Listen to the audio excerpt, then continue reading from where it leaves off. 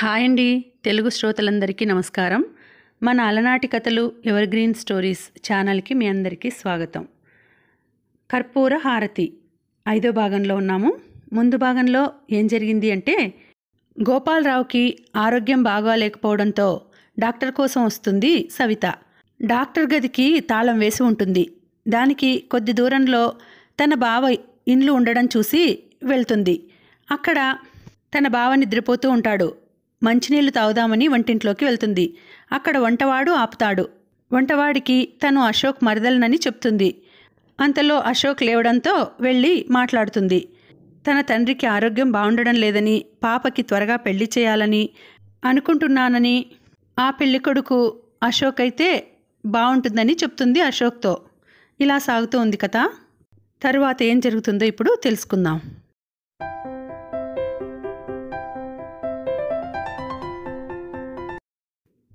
Professor Ashok Kumar సవితకు బావగారని తెలిసాక అరుంధతికి ముందు ఆశాభంగం కలిగినా తన ప్రయత్నాలు మానలేదు.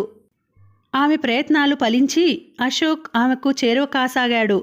అశోక్ తరచుగా వాళ్ళింటికి వెడుతున్నాడు. సంపత్ ఉన్నా లేకపోయినా అరుంధతితో కబుర్లు చెబుతూ కూర్చుండిపోయేవాడు. ఒకరోజు వాళ్ళిద్దరూ భుజం భుజం రాచుకుంటూ నడుస్తూ నవ్వుతూ కారెక్కిపోవడం చూసిన సవిత ఆశ్చర్యపోయింది. అంత చనువు ఏ ఆడదాని దగ్గర ప్రదర్శించి ఎరుగడు బావ. ఓ రోజు ఇందిర అంది, మీ ఇద్దరికీ పెళ్ళి అవుతుందని అనుకున్నాం. మేమంతా మీ పెద్దవాళ్ళు అనుకున్నా మీ బావ విముఖుడయ్యాడట కదా మీ పెళ్ళికి అంది. సవిత పేలవంగా నవ్వి ఎందుకట అని అడిగింది. అబ్బో నీకు తెలీదా? నీతో ఏం చెప్పాడు అంది సవిత. అరుంధతితో చెప్పాడట. తను చెప్పింది నాకు. ఏమని? తనకి నువ్వు నచ్చలేదట. తనకి నచ్చిన అందం నీలో లేదట. అందులోనూ బ్రతకలేక పంతులమ్మ అయ్యావట. వాళ్ళేమో ధనవంతులు కదా, అన్ని విధాలా ఆవిడ నాకు తగింది కాదు అన్నాడట అంది ఇందిర. అవునేమో అని అక్కడ నిలవలేక కదిలింది సవిత. బావ ఆ మాట ఎందుకు చెప్పి ఉంటాడు అరుంధతితో? ఆ మాట పచ్చి అబద్ధమైనా అశోక్ అలా చెప్పాడనుకుంటే మనసులో శూలం గుచ్చుకున్నట్లుగా బాధ కలుగుతోంది సవితకు. ఒకరోజు ఇంటికి వచ్చిన అతన్ని అడిగేసింది, నిజంగా నువ్వు ఈ మాట అరుంధతితో చెప్పావా అని. చెప్పినట్టే జ్ఞాపకం.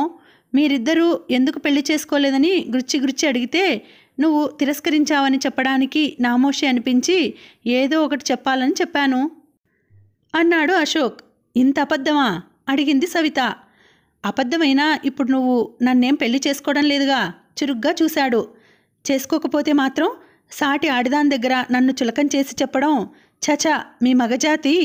కోపంతో అక్కడి నుండి వెళ్ళిపోయింది సవిత. మరో రోజు సాయంకాలం బిల్లు చూసి డబ్బు చెల్లించి మందులు తీసుకొని షాపు నుండి బయటకు వచ్చింది సవిత. ఎదురుగా బట్టల షాపు నుండి అశోక్తో వస్తూ కనిపించింది అరుంధతి. చూడనట్టుగా రాబోయింది సవిత. అరుంధతి నవ్వుతూ సమీపించింది. రేపు నా బర్త్డే, మంచి చీర ఒకటి సెలెక్ట్ చేసి పెట్టమని అశోక్ గారిని నాతో పట్టుకువచ్చాను అంది.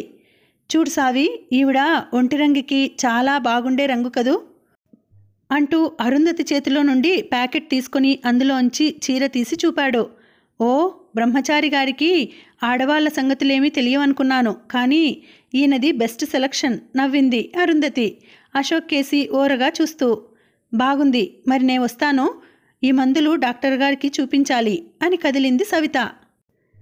బావ వెంట అరుంధతి పడిందో అరుంధతి వెంట బావపడ్డాడో గాని ఇద్దరూ కలిసి తిరగటం ఎక్కువైపోయింది. బావ ఎంత తొందరగా చిత్రంగా మారిపోయాడు. ఆడది కనిపించనంతవరకే మగవాడి నిగ్రహం. అరుంధతి ఆకర్షణలో పడ్డాడేమో బావ. ఆవిడ మెప్పు కోసం తనను చులకం చేసి మాట్లాడాడేమో. తనకెంత పట్టనట్టుగా తిరుగుదామన్నా సవిత మనసును పురుగు తొలిచినట్టు కాసాగింది అశోక్ అరుంధతికి చేరువ కావడం. తన బర్త్డే సందర్భంగా అందర్నీ ఆహ్వానించింది అరుంధతి. ఇందిర కాలేజ్ నుండి నేరుగా అరుంధతి ఇంటికి పోతూ సవితను పిలిచింది. నువ్వు కూడా రారాదు బర్త్డేకు? ప్రెజెంటేషన్స్ తీసుకురాలేదని దెప్పుతుంది అరుంధతి. సరే పద అంది సవిత. సవిత బజారులో గంధం చెక్కతో చేసిన బుద్ధుడి బొమ్మ కొంది అరుంధతికి ప్రెజెంట్ చేయడానికి. సవిత వాళ్ళు వెళ్లేసరికి అప్పటికే ఆహుతులతో నిండిపోయింది అరుంధతి వాళ్ల ఇల్లు. అశోక్ ఇంకా వచ్చినట్టు లేదు. అరుంధతి మాటిమాటికి వాచి చూసుకుంటోంది. ఇంకా ఎవరు రావాలి? ఇందిర కొంటెగా అడిగింది. కావలసిన వాడే రావాలి. అప్పుడే కావలసిన వాడయ్యాడా అంది ఇందిర. మనసులు కలిసినప్పుడే అరుంధతి ముఖంలో సామ్రాజ్యాలను గెలుచుకున్న గర్వం తొంగి చూసింది. అబ్బా, ఆయన్ని చూస్తే భయం వేస్తుంది. ఎప్పుడూ సీరియస్గా ఉంటాడు. మొదట్లో ఆడగాలి పడనట్టుగా ఉండేవాడు. పద్మజ ఆయన్ని ఏదో చేయబోయి ఘాటుగా చివాట్లు తిన్న సంగతి నువ్వు మర్చిపోయావా? ఆయనకి అలా పిచ్చివేషాలు వేసేవారంటే రోత. అప్పుడే అశోక్ గురించి తనకంతా తెలుసునన్నట్లుగా మాట్లాడింది అరుంధతి. ఇన్ని రోజులు తన మనసుకు నచ్చిన అమ్మాయి దొరకకనే పెళ్లి చేసుకోలేదన్నాడు. ఆయనకి వివాహం మీద, వివాహ బంధం మీద చాలా పవిత్రమైన అభిప్రాయాలున్నాయి. ఇందిరా, స్త్రీ కానీ పురుషుడు కానీ ఒకసారి మనసు ఒకరికిచ్చారంటే ఏ కారణం చేతనైనా వాళ్ళ పెళ్లి జరగకపోయినా మరొకరి జీవితంలో ప్రవేశించి మోసం చేయకూడదన్నాడు. అందుకే తమ మనసుల్ని జాగ్రత్తగా కాపాడుకోవాలన్నాడు అంది అరుంధతి. బావా, నువ్వు శ్రీరంగ రీతులు చెప్పడం కూడా నేర్చుకున్నావన్నమాట. కసిగా పెదవులు కొరుక్కుంది సవిత. అరుంధతి ముఖం కోటి సూర్యులు ఒక్కసారి వెలిగినట్టుగా వెలిగిపోయింది. రండి అంటూ అశోక్ను ఆహ్వానించింది. పార్టీ ముగిసేసరికి రాత్రి 8 అయింది. సవిత రాబోతున్న సమయంలో అరుంధతి తల్లి ఎవరితోనో అంటున్నదిలా, త్వరలోనే మా అరుంధతి పెళ్ళి. వరుడు ఇక్కడే ఉన్నాడు. అదిగో మా సంపత్ ప్రక్కన గ్రీన్ కలర్ కోటులో ఉన్నాడే, అతనికిచ్చి చేస్తున్నాం. అతడు మా అమ్మాయి ఒకే కాలేజీలో పనిచేస్తున్నారు అంది అరుంధతి తల్లి. ప్రేమించుకున్నారా? ఆ బంధువు ముసిముసి నవ్వుతో అడిగింది.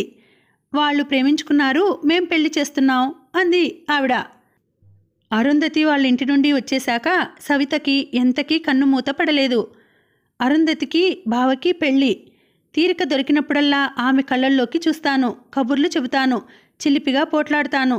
క్లుప్తంగా చెప్పాలంటే ఆమెతో కాపురం చేస్తాను అన్న బావ మాటలు చెవిలో మార్మ్రోగుతున్నాయి సవితకు. బావా, నువ్వు చెప్పుకోగలిగావు, నేను చెప్పుకోలేను. చిన్ననాడే నాలో ముద్రపడిపోయిన అశుతో నేను చేసే పని ఇదే బావా అనుకుంది సవిత.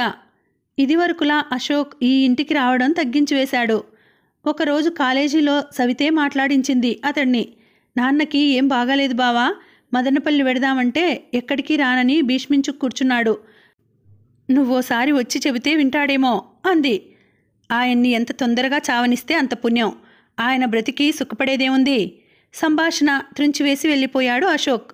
ఆ రోజు రాత్రే గోపాలరావు పరిస్థితి విషమించింది. పక్కింటి రాములమ్మ, ఇంకా నోట్లో ఏం మందులు పోస్తావు సవితమ్మ, ఆయన ప్రాణం పోతోంది, క్రిందికి పట్టు అంది. సవిత దుఃఖాన్ని అదిమిపట్టింది గాని పాప బిగ్గరగా ఏడ్చేసింది. ఇరుగు పొరుగు పరుగున వచ్చారు. గోపాలరావు గొంతులో గుడగుడా శబ్దం వస్తుండగా నలుగురు 4 చేతులు వేసి క్రింద సిరిచాప మీద పడుకోబెట్టారు.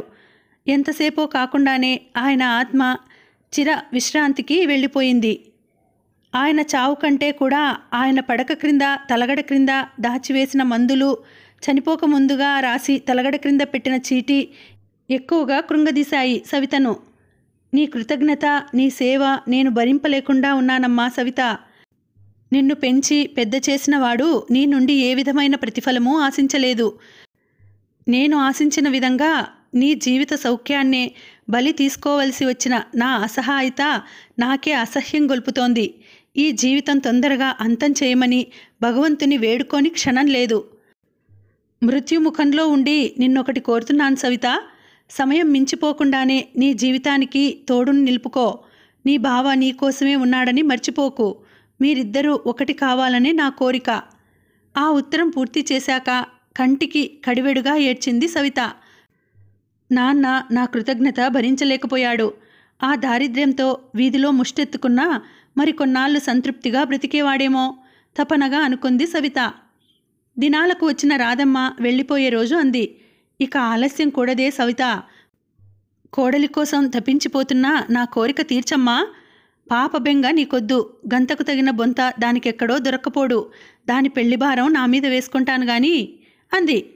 కోడలి కొరత తొందరగానే తీర్స్తాడులే అత్త మీ అబ్బాయి, మరేం బెంగ పెట్టుకోకు. చావు నవ్వు నవ్వింది సవిత. మా కాలేజీలోనే పనిచేస్తోంది అరుంధతి అని, ఆవిడ నీ కోడలవుతుంది అంది. ఆవిడ నమ్మలేకపోయింది. కొడుకుని నిలబెట్టి అడిగింది. అవునమ్మా, నేనంటే మమత లేని మనిషి కోసం ఎన్నాళ్ళు పడి ఉంటాను. ఇన్నాళ్ళు ఓపిక పట్టి చూశాను. దగ్గరయ్యాకైనా మనసు మారుతుందనుకున్నాను. తనకు పెళ్లి ఊహలు లేవట గాని నేను పాపం చేసుకోవాలట. చూడు ఎంత చక్కగా ఉందో ఈవిడ ఆలోచన. ఇక లాభం లేదని నాకు నచ్చిన మనిషిని చూసుకున్నాను. అరుంధతి చక్కనిది, గుణవంతురాలు, అంతస్తు కూడా గొప్పదే అన్నాడు అశోక్. నిజమేనా సవిత? పాపం చేసుకోమన్నావా వాడిని? నివ్వరపోయిందామె. 30 ఏళ్ళు వచ్చాయి, వాడికి ఈ వేలుడు పిల్ల. ఈ ఊహ నీకెలా కలిగిందే అంది. తల వంచుకుంది సవిత. కాలేజీలకు సెలవులిచ్చేశారు. మరునాడు ఊరికి వెడుతున్నాడు అశోక్. అతడు తనతో తీసుకుపోయే సామాను సర్దుతుండగా వాళ్ళ కాలేజీలో పనిచేసే లెక్చరర్ మధుకర్ వచ్చాడు. రండి, అశోక్ చిరునవ్వుతో ఆహ్వానించి కూర్చోబెట్టాడు. మధుకర్ ముఖం పాత చెప్పులా ముడుచుకు కూర్చున్నాడు. అతడి వైఖరి చూస్తే ఊరికే వచ్చినట్టుగా కాక ఏదో పని మీద వచ్చినట్టుగా కనిపించింది అశోక్కి. అశోక్ లోపలికెళ్ళి వంటవాడికి 2 కప్పుల టీ తీసుకురమ్మని చెప్పి వచ్చి కూర్చున్నాడు. 5 నిమిషాలు కాలేజీ కబుర్లు దొర్లాయి ఇద్దరి మధ్య. మీరు అరుంధతిని వివాహం చేసుకోవడం నిజమేనా? ఇక తను వచ్చిన పని బయటపెట్టక తప్పదన్నట్టుగా అడిగాడు మధుకర్. ఒక్క క్షణం మౌనం వహించి చిరునవ్వుతో తలెత్తాడు అశోక్. ఇది అధికారయుతమైన ప్రశ్న, అనధికార ప్రశ్న అడిగాడు. ఏ ప్రశ్న అయినా నాకు జవాబు కావాలి. జవాబు అంత సులభంగా రాదు. ఈ ప్రశ్నకు మీకు సంబంధమేమిటో నాకు తెలియాలి అన్నాడు అశోక్. మీకు అరుంధతికి ఉన్న సంబంధం లాంటిదే అన్నాడు. అశోక్ ముఖంలో నవ్వు ఎగిరిపోయింది. సూటిగా చెప్పండి అన్నాడు. అరుంధతి నా జీవితాన్నిలా నాశనం చేస్తుందనుకోలేదు. ఒక విధంగా నా జీవితంలో అరుంధతి బలవంతంగా అడుగుపెట్టింది అంటూ మొదలుపెట్టి అతను చెప్పిన కథ అశోక్ను స్తంభింపచేసింది. మధుకర్కి భార్య, ఒక కొడుకు ఉన్నారు. అరుంధతి అతని మీద కన్ను వేసి నెమ్మదిగా తన వైపు తిప్పుకొన్నది. భార్యకు విడాకులిమ్మని, తాము పెళ్లి చేసుకుందామని, తన తండ్రి ఆస్తిలో తన అన్నదమ్ములతో పాటు తనకి వాటా వస్తుందని ఏవో ఆశలు చూపి భార్యను పుట్టింటికి తరిమేలా చేసింది. విడాకులకు నోటీస్ కూడా అతని చేత ఇప్పించింది. అరుంధతి తనకు రాసిన ప్రేమలేఖలు కూడా చూపించాడు మధుకర్. ఇంత చేసిన అరుంధతి మిమ్మల్ని పెళ్లి చేసుకోవటం న్యాయమా అన్నాడు. అరుంధతి నన్ను పెళ్లి చేసుకుంటుందని ఎవరు చెప్పారు మీకు? అరుంధతిని నేను చేసుకోకుండానే అరుంధతి నన్ను చేసుకుంటుందా? మీరు ఆమెను చేసుకున్నా, ఆమె మిమ్మల్ని చేసుకున్నా సారాంశం ఒకటేగా అన్నాడతను. ఒకటే గాని నేను అరుంధతిని వివాహం చేసుకోవడం లేదు. ఆ మాట ఆమెతో చెప్పలేదు అన్నాడు అశోక్. మరి మీరిద్దరూ ప్రేమించుకున్నారని? ప్రేమ లేదు, దోమ లేదు. అరుంధతి ప్రేమ ఎలాంటిదో మీకు తెలుసు కదా. ఇక నేను ఆమెతో తిరిగానంటే ఒక కారణం ఉంది. అది అంతరంగికమైనది. ఆమెతో నేను కలిసి తిరిగిన మాట నిజమే, కానీ మీరు అరుంధతి అనుకునే ఉద్దేశంతో మాత్రం తిరగలేదు. అరుంధతిలో ఉన్న బలహీనత ఏమిటో గుర్తించి అవకాశం కలిగినప్పుడల్లా ఆమె ప్రవర్తన సరిదిద్దడానికే నేను ప్రయత్నించాను. కానీ చెవిటివాని ముందు శంఖం ఊదిన చందంగా నా బోధలు నిష్ఫలమయ్యాయి. నేను తనని ప్రేమిస్తున్నానని, పెళ్లి చేసుకుంటానని అరుంధతి చెప్పుకు తిరిగితే అందుకు నా బాధ్యత ఏమీ లేదు. థ్యాంక్స్. ఇక అరుంధతి ఎలా తప్పించుకుంటుందో చూస్తాను. ఆమె కడుపులో పెరుగుతున్న బిడ్డ కోసమైనా నా కాళ్ల మీద పడక తప్పదు అంటూ లేచాడు మధుకర్. అతడు వెళ్ళిన ఓ గంటకి అరుంధతి వచ్చింది. హ్యాండ్ బ్యాగ్ టేబుల్ మీదకి విసిరేసి సోఫాలో విలాసంగా కూర్చుంది కాళ్ళాడిస్తూ. రేపు మీరు ఊరికి వెడుతున్నారా అంది. మన సంగతి మాట్లాడడానికి మా నాన్నగారు వస్తున్నారు ఇక్కడికి అంది అరుంధతి. అంటే? అబ్బా, నా నోటితో చెప్పించాలని ఆశ, మీకేమీ తెలియనట్టు ముద్దుగా గునిసింది. ఏమిటి అలా చూస్తారు నా కళ్ళలోకి అంది. ఆ కళ్ళ లోతుల్లో ఎంత చీకటి, ఆ చీకటిలో ఎన్నెన్ని మోసాలు దాగి ఉన్నాయి అన్నాడు అశోక్. అరుంధతి ముఖం వెలవెలబోయింది. ఏమిటి మీరు మాట్లాడేది? ఇందాక మధుకర్ వచ్చి వెళ్ళాడు అన్నాడు. వచ్చి వెడితే? అమాయకం నటించకు అరుంధతి. ఇలా ఎందరితో ఆడుకోవాలనుకుంటున్నావు? నీ ఆటకు ఎందరి జీవితాలు బలి చేయాలనుకున్నావు?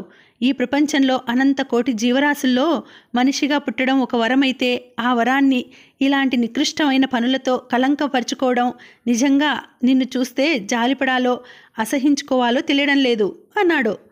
ఆ మధుకర్ గాడు మీ దగ్గర ఏదేదో కూసి వెళ్ళినట్టున్నాడే అరుంధతి జేవురించిన ముఖంతో అంది. రేపు ఈ అశోక్ గాడు కూడా ఏదో కూస్తాడు అన్నాడు అశోక్. వాడొచ్చి మీలో ఏవో విషబీజాలు నాటి వెళ్ళినట్టున్నాడు. వాడి మాటలేవి మీరు నమ్మకండి. వాడికి నేనందలేదన్న కసితో ఈ కుట్ర పన్నాడు. వాడంటే నాకు అసహ్యం అంది. అందుకేనా అతని బిడ్డకు నువ్వు తల్లివవుతున్నావు అడిగాడు అశోక్. చిచి, ఎవరు మీతో ఆ మాట అన్నది? వాడేనా? వాడి నాలుక చీలుస్తాను అంది. అరిచి ప్రయోజనం లేదు అరుంధతి. నువ్వు మధుకర్కి రాసిన ఉత్తరాలు నేను చదివాను అన్నాడు అశోక్. అరుంధతి నీరు కారిపోయింది. ఏడుపు స్వరంతో, ప్లీజ్ నన్ను అర్థం చేసుకోండి. క్షణికావేశంతో మధుకర్కి లొంగిపోయిన మాట వాస్తవమే. కానీ అతన్ని పెళ్లి చేసుకొని నేనేం సుఖపడతాను? అతడికి భార్య, ఓ కొడుకు ఉన్నారు అంది. ఆ జ్ఞానం ముందే ఉండక్కర్లేదా అన్నాడు అశోక్. నన్ను క్షమించండి అశోక్, నేను మిమ్మల్ని మనస్ఫూర్తిగా ప్రేమిస్తున్నాను. ఇందులో ఎంతమాత్రం మోసం లేదు. మీరు లేకపోతే నేను బ్రతకలేను అంది. ఈ మాటలు వినడానికి నేను ఎన్నోవాడిని? ఎన్నోవారైనా మీరే ఆఖరు. పశ్చాత్తాపంతో నా పాపాలను ప్రక్షాళనం చేసుకొని పవిత్రంగా మీ జీవితంలో అడుగుపెట్టే అవకాశం ఇవ్వండి అంది అరుంధతి. అరుంధతి నోటి నుండి ఈ సినిమా డైలాగులు వింటుంటే అశోక్కు నవ్వు, కోపం రాసాగాయి. ఆ మోసం అనేది ఇప్పుడు నీకు కనిపించడం లేదేమో గాని, నాకంటే అందగాడు, ఇంకాస్త హోదా ఉన్నవాడు వస్తే అప్పుడు ఆ మధుకర్ని మార్చినట్టే నన్ను మార్చవా? అరుంధతి, మనసుని ఇంత చంచలంగా మార్చుకుంటే నువ్వు జీవితంలో చాలా పోగొట్టుకుంటావు. ఇప్పుడు ఎలాగో ఒకలా నా జీవితంలో ప్రవేశిస్తే చాలనుకుంటున్నావు కానీ అది ఒకరు మాత్రమే వెళ్ళగలిగిన దారి. ఆ దారి ఇదివరకే ఒకరి స్వంతమైపోయింది అన్నాడు అశోక్. అంటే మీరింతవరకు ఒకరిని ప్రేమిస్తున్నారని అర్థమా? అరుంధతి కళ్ళు వెడల్పు చేసుకొని అడిగింది. అర్థం కాదు, ప్రేమిస్తున్నాను. ఆమెను పొందే అదృష్టం నాకు లేక ఇలా ఒంటరిగా మిగిలిపోయాను. అయినా ఆ దారి ఆమెకే సొంతం అన్నాడు అశోక్. మరి ఇన్నాళ్ళు నాతో తిరగడంలో మీ ఉద్దేశం అంది అరుంధతి. నువ్వనుకునే ఉద్దేశం మాత్రం కాదు. ఆ మధుకర్గాడు మీ మనసు మార్చేశాడు. చూస్తాను మీ సంగతి, వాడి సంగతి. బుసలు కొడుతూ లేచింది అరుంధతి. రాధమ్మ వచ్చినప్పుడు ఇక్కడో చీర మర్చిపోయింది. బావ ఊరికి వెడతాడేమో, చీర ఇచ్చి వెడదామని బయలుదేరింది సవిత. గుమ్మంలో అడుగు పెట్టకముందే ఇంట్లోంచి దూసుకువచ్చి విసురుగా వెళ్ళిపోయింది అరుంధతి. అశోక్కు చీర ఇచ్చి కాసేపు కూర్చుంది సవిత. అబ్బా, ఎంత వేడిగా ఉంది. ఈసారి ఎండలు ఎక్కువగా ఉన్నాయి.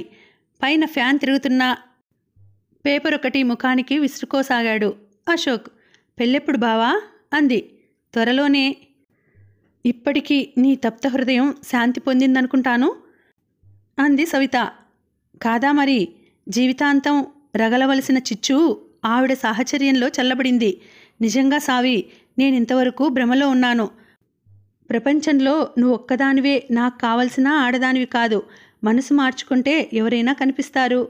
నా కళ్ళు తెరిపించావు. నీకెంతైనా కృతజ్ఞుడిని అన్నాడు. అలా అలా పొలాల గట్లమ్మట షికార్లు కొడుతూ పల్లెటూరి గాళ్లు సేవించి వద్దు రమ్మని అరుంధతిని నాతో ఆహ్వానించాను. రేపు నాతో కూడా పల్లెకు వస్తోంది అన్నాడు అశోక్. మీ పెళ్ళికి వస్తానో లేదో నా శుభాకాంక్షలు ఇప్పుడే అందుకో బావా. ఎందుకో పెదవులు కంపించాయి. ఈనాటికైనా నువ్వు సుఖపడుతున్నందుకు నాకు సంతోషంగా ఉంది. గొంతు బాష్పరుద్ధమైపోతుంటే మరి అక్కడ నిలవడం సాధ్యం కానట్టుగా వెళ్ళబోయింది. వస్తాను బావా, జ్ఞాపకం పెట్టుకోమని చెప్పడం ఈ సమయంలో భావ్యం కాదనుకుంటాను అంది. అశోక్ చటుక్కున లేచి వెళ్ళబోయిన ఆమె భుజాలు పట్టుకొని ఆపాడు. అశ్రుతప్తమైన నేత్రాలు అతడి కంటపడకుండా తప్పించుకోవడానికి వ్యర్థ ప్రయత్నం చేసింది సవిత. సావి, ఏడుస్తున్నావా? ఎందుకు ఆర్ద్రంగా అడిగాడు. ఏడవడం లేదు అంది. నువ్వు చాలా దుర్మార్గురాలివి సావి. చెవి గట్టిగా మెలేశాడు. నేనే గెలిచాను సావి. ఈ రాయిలో చెమ్మ చూడాలని చిన్న నాటకమాడాను.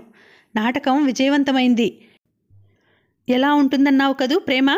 నీ కంటిలో ఆర్ద్రతను అడుగు, చెబుతుంది. నీ మనసులోని కోరికను అడుగు, చెబుతుంది. సావి, ఇక తప్పించుకోవాలని చూడకు. ఒప్పుకో, నువ్వు నన్ను ప్రేమిస్తున్నావని ఒప్పుకో ఉద్వేగంతో అన్నాడు సున్నితంగా సవిత ముఖాన్ని తన చేతుల్లోకి తీసుకొని.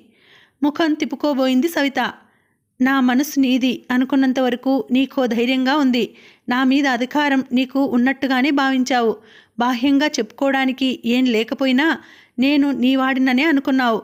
పాపం నన్ను చేసుకోమని చెప్పినా నా హృదయంలో నీకు స్థానం ఉన్నంతవరకు నువ్వు పోగొట్టుకునేదేమీ ఉండదు. నీది గుప్తమైన ఆరాధన సావి. ముందు నుండి నాకు తెలుసు. నా మనసు మరొకరి వైపు తిరిగిందనుకున్నప్పటి నుండి అన్నీ కోల్పోయిన దానిలా దిగులు పడ్డావు కదూ. అద్భుతమైన ఆత్మ సౌందర్యం, నన్ను మెప్పించి మురిపించే దేహ సౌందర్యం మేళవించిన అపూర్వ యువతివి. నిన్ను కాదని నా మనసు మరొకరిని వరిస్తుందా? మరింకెన్నాళ్ళు ఈ ఎడబాటు? ఇప్పుడైనా ఒప్పుకోసావి అన్నాడు అశోక్. అశోక్ గుండెల మీద తల ఉంచి వెక్కి వెక్కి ఏడవసాగింది సవిత. సావి, ఇక నీవేం చెప్పినా నేను వినను అన్నాడు అశోక్. అంత అదృష్టం నా జన్మకు తెచ్చుకోలేదు బావా. మెల్లగా అతడి నుండి విడిపించుకొని నీరసంగా కుర్చీలో వాలిపోయింది సవిత.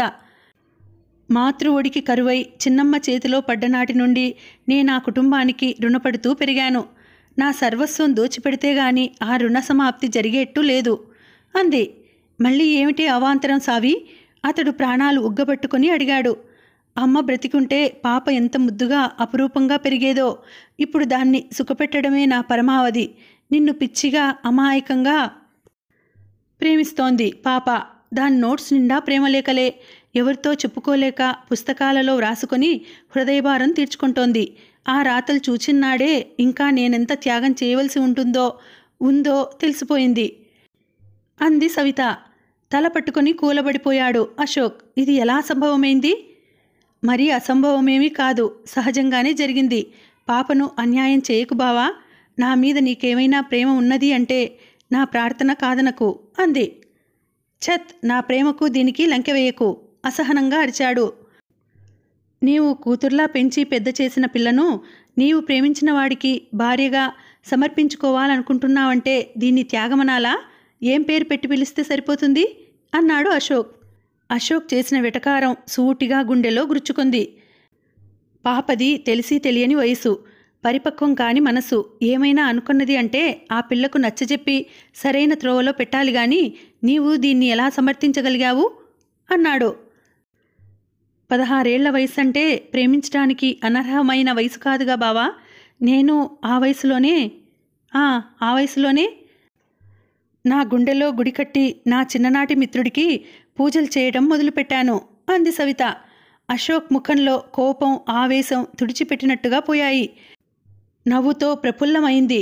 ఎన్నాళ్ల తపస్సు ఫలితంగా నీ నోటి నుండి ఈ మాటలు వినగలుగుతున్నాను. ఇన్నాళ్లకి నీ పెదవి విప్పి నిన్ను ప్రేమిస్తున్నాను అని చెప్పావు. నీ హృదయ కవాటాలు తెరిచి అందులో ఎవరున్నారో చూపావు.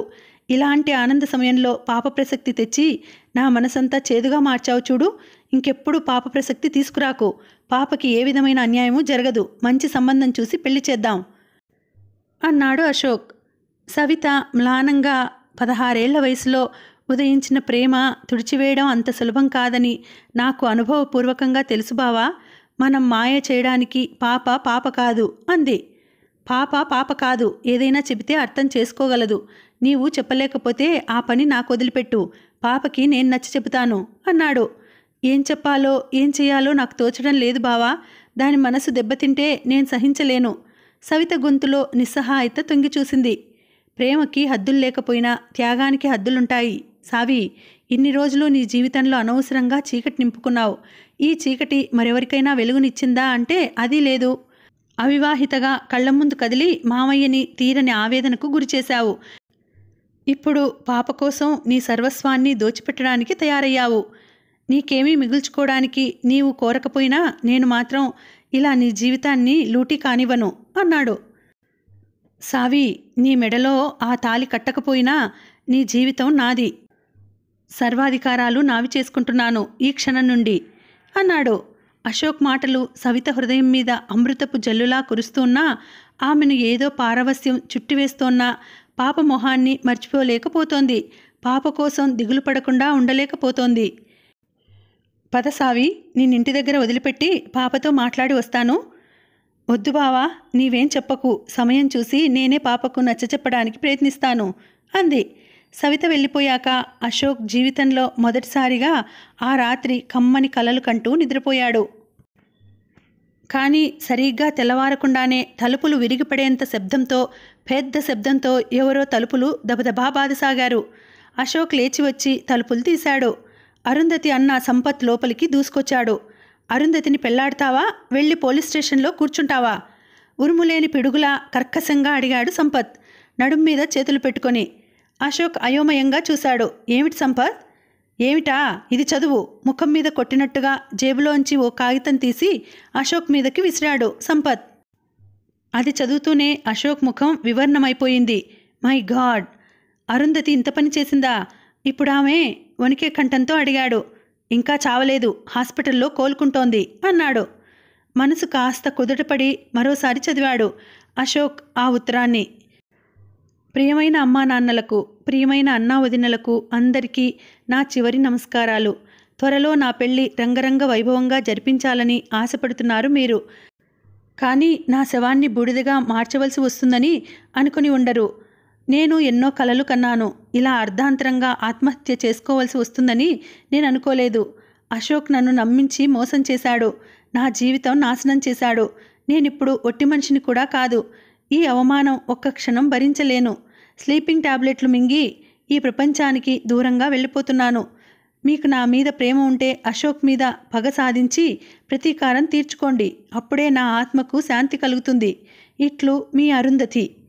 అశోక్ ముఖం అరుణిమ దాల్చింది. అన్నదమ్ముల్ని ప్రతీకారానికి పురిగొల్పి ఆత్మహత్య చేసుకోవాల్సినంత అన్యాయం మీ చెల్లెలికి చేశాననే అనుకుంటున్నావా? వాడిగా అడిగాడు. ఏం చేశావో ఈ ఉత్తరమే చెబుతోందిరా.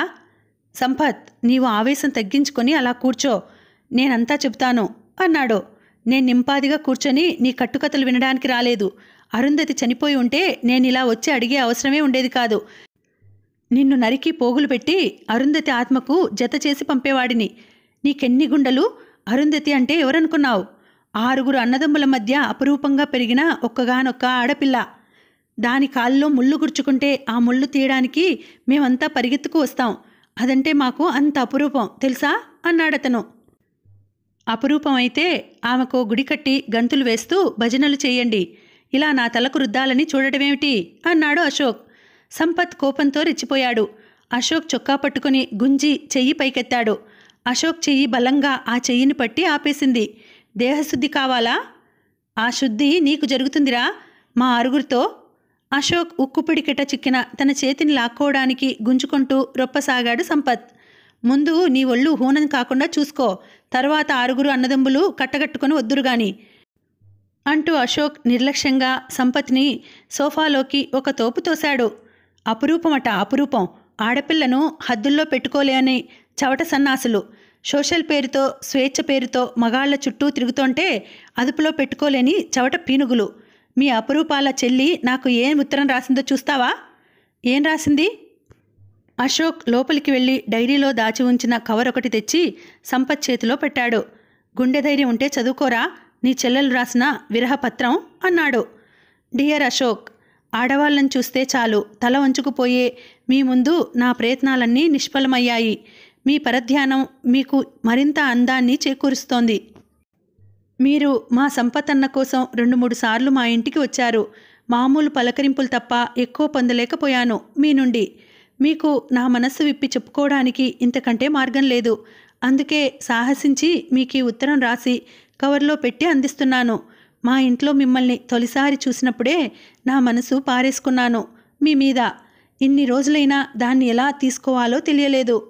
అశోక్, మీరు నన్ను సరిగా చూడలేదు కానీ చూస్తే తప్పకుండా నా సౌందర్యం మీ కన్నుల్లో నిలిచిపోయేది. కావాలంటే మీరు పరీక్షించి నా మాట నిజమో కాదో తెలుసుకోవచ్చు.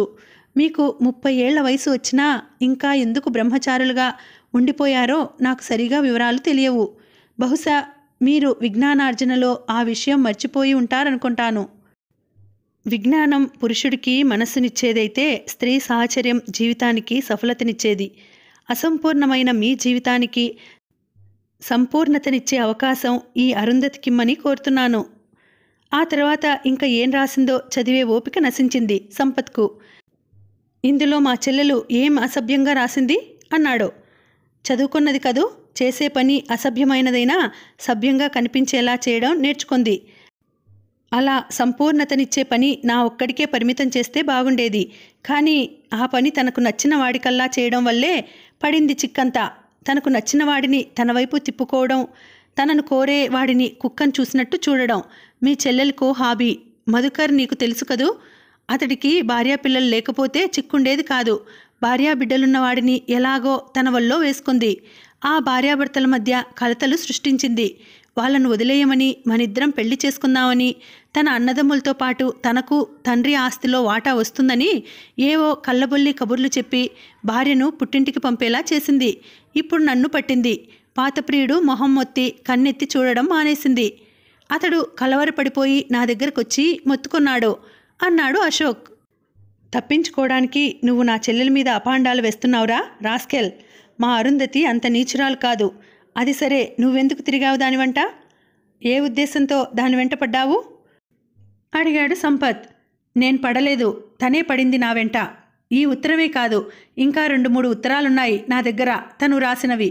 పార్కులకు రమ్మంది, సినిమాలకు రమ్మంది, షికార్లకు రమ్మంది. నన్ను నేను మర్చిపోకుండా ఆమె పిలిచినంత దూరం అడుగు వేశాను. నన్ను నేను కాపాడుకుంటూ ఆమెతో కలిసి తిరిగాను. ఆమె ఆశించినట్టు కళ్ళు మూసుకు తిరగలేదు అన్నాడు.